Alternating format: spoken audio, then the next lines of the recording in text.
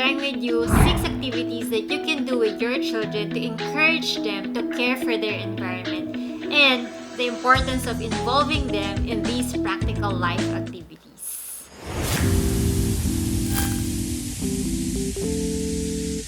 Hi, welcome back to my channel. My name is Lorraine of the Intentional Homeschooler, bringing you the tips and resources to help you in your homeschooling journey. In this channel, we do product reviews and homeschooling tips just like this. So if you are new here, consider subscribing. The practical life activities, specifically caring for the environments, teach our children how to take care of the space around them. So, from physical cleaning to a deeper sense of appreciating their environment. So, ano yung mga activities under care for the environment?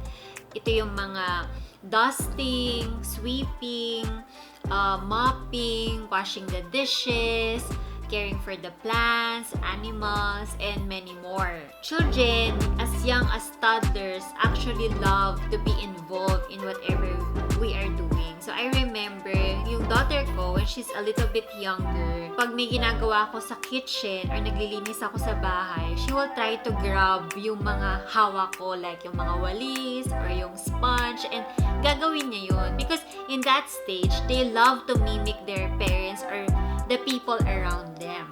Kaya instead of just letting them in front of the TV, watching movie, or holding your iPad, why not allow them to be involved sa pagpe-prepare natin sa kitchen or sa laundry, sa mga small tasks that we know that they're capable of, and we will see na mas capable pa pala sila than what we expect them to be. And the first time that you're gonna introduce the activity to your child, make sure na ipapakita nyo, imomodel nyo sa anak ninyo yung step-by-step procedure on how to do it. So make sure na clear yung steps, and it should be from start to finish. At the same time, yung importance of prepared environment. So if you haven't watched my video about practical life activity, care for self, please check it out. Now, here are some practical life activities that you can consider involving your child.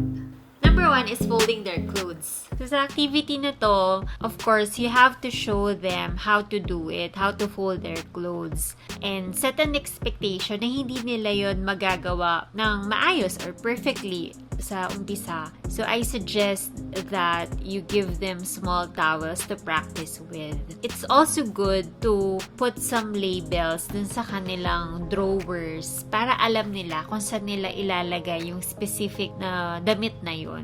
Number 2 is dishwashing. So, for washing the dishes, make sure that you remove first yung mga sharp objects, diba? For the safety of our kids. Well, hindi naman natin ipapahugas sa kanila lahat. The important thing is they know the process of doing that activity.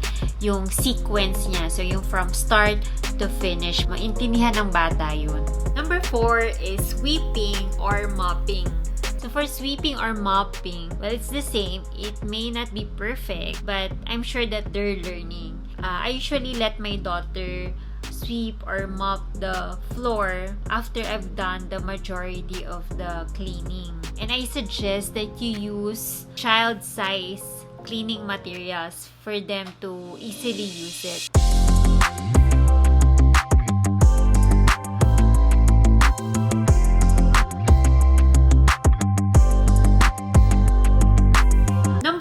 Is car washing. For car washing, usually my husband takes my daughter to help him sa pagka-car wash. And it's also a good opportunity for father and child bonding. Just make sure na yung cleaning materials na gagamitin ninyo are safe for child to use. Number 5 is caring for your pet animal or your plants. If your family has a pet, you allow your child to help you sa pag-feed, sa pagbabath ng pet ninyo. And just make sure na you supervise them for their safety. So for taking care of the plants naman, allow your child to water your plants along with you. Number 6 is cleaning. So of course, this includes cleaning the house. But one of the most important lessons na gusto kong ituro sa anak ko is to take care of her surrounding. So this includes yung outside the house, like park or on the road, for her to learn to be accountable with her environment. So to be able to impart that to her, we did this activity.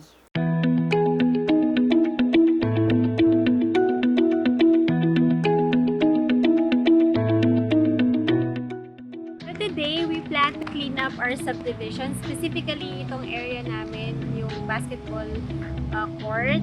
Kasi kahapon, napansin namin sobrang daming basura. And I asked my daughter if she wants to help clean this area. So, okay naman siya doon. What we're doing right now is we just pick up yung mga trash. Hindi namin to ginagawa regularly, pero I want to take this opportunity to model to her yung care for the environment. Kasi I believe yung care for the environment, hindi lang siya limited sa loob ng bahay.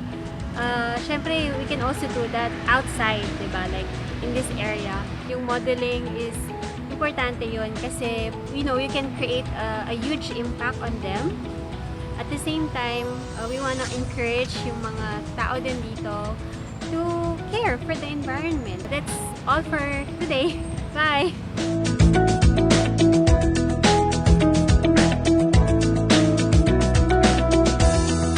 Process to, and this is a path. And yung path na to, it can look different for each one of your children. Maybe may isa kayong anak na as early as 3 years old, sobrang interested na sila with practical life at ang bilis na nilang ma-accomplish yung mga tasks. Or maybe you have another child na nakitaan mo pa lang ng interest at 5 years old. So it really depends on the child. One benefit of involving them in the practical life activities is it develops their concentration skills. So for example, yung anak ninyo naghuhugas, then eventually nakita nyo, naghuhugas na lang sila ng kamay and they will do it again and again. Now, for 20 minutes, yun na lang yung ginagawa nila.